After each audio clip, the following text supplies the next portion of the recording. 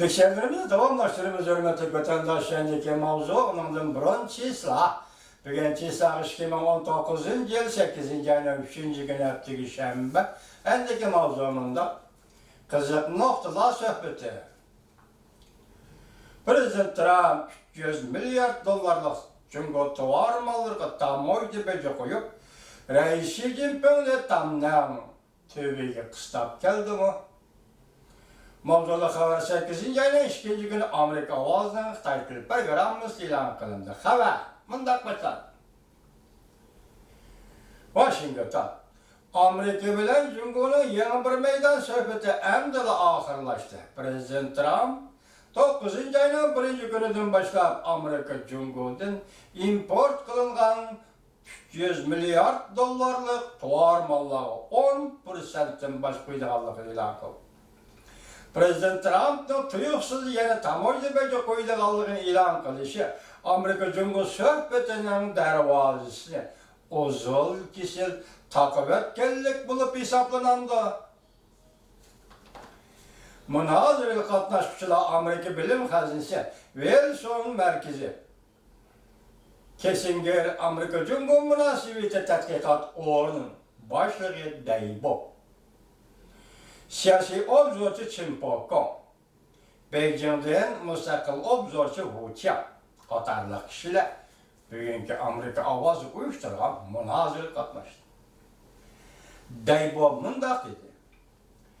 Prezident Trump Jungo meselesini hal qilish uchun yana bir pishon tayyorladi. Daybo mundaq hisobladi. Amerika Jungo savdo urushida halqiliq masala. Jungo Amerika savdo qizil raqami emas. Bu navbat yer shari doirasida ketayotgan geopolitik siyosat ilişkiga texmi diqqat qilishimiz lozim. Nurg'un kishilar bunda savol qo'ydi. Rais Xi Jinping bilan Prezident Trump savdo masalasini haqiqiy ravishda hal qila oladi. Bundan keyin yana davomli shundoq bosh qo'yamdi. Bu balki doimiy holatga aylanishi mumkin. Chunki hozir masala yolg'iz savdo tijorat masalasi emas. Amerika ham Xinjiangda nazarband qilingan Uyg'urlar masalasiga qaraydi. Amerika ham Shanghai, Hong Kong masalasiga qaraydi. Diqqat hurmatli vatandoshlar. Biz hozirgacha mavzumdan faraz qilishimiz shundoq bir aniq bir jumlaga ega bo'lolmaganida hammasi yaptı yani abstraket qo'yilib kelganda endi modday bu degan kishiga qarasam bu kishimi odatdagi odam emas sektorda bu Kissinger tadqiqot markazi, Wilson tadqiqot markazida ishlaydigan tadqiqotchi ekan. Demak, siyosatga yaqin turadigan odam degan gap. Nima deydi Daybo? Diqqat qiling hurmatli vatandosh. Bu balki doimiy holatga aylanishi mumkin. Chunki hozir masala yolg'iz savdo tijorat masalasi emas. Amerika Xinjiangda yani mustamlika Uyg'uristonda nazarband qilingan Uyg'urlar masalasiga qaraydi.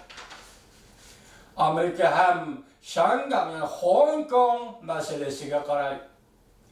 Amerika ko'rib yetdiki, Jungo hozir chekidan oshgan mustabid davlatga aylandi.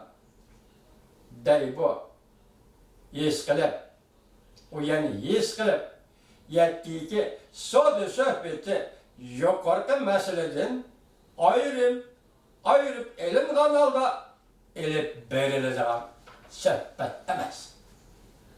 Demak, Amerika Qo'shma Shtatlari bilan Jungo o'rtasida savdo suhbati yuqorqi masalalardan, Shanghai masalasidan, Hong Kong masalasidan, Uyg'uriston mustamlik Uyg'uriston masalasidan ayirib turib ilib boradigan suhbat emas. Bu Daybo'ning ko'zi, tadqiqotchi Daybo'ning so'zi esinglarda bo'lsin vatandoshlar. Endi Çin Pokon, nazariy Çin Pokon. Ben qolgan qismlarni qisqartib o'tdim, mana sizga bizga turishli qismlarni qisqartib o'tdim. Çinpok'un Prezident Trump Twitter'da fikir kaldırıp Cungo'dan import kılıngan barlıq tuvar mallağı yana ayırıp kaldırılgan tuvar mallağı 300 milyar dollarlık tuvar mallağı 10%'ın tamoyda boyunca koyulganlıkını ilan kıldı. Yana bir ay vakit kaldırıldı. Şunu Cungo yüzünden hiyalı ne? Özgerten diyor. Belki bunu karaş gerek, boğuz gerek. Karaş gerek değil. Lazım boğuz gerek. Yani bir mavzu Şangan'da hükümet mülazımları problem birlikte hareket kılış namayiş ötküzüp bir neçe 10 bin adam katlaştı. Mavzuda haber 8. ayının 3. günü Amerika avazından Xitay tili programımız ilan kılındı. Haber. Bundan başlar. Şangan, Hong Kong.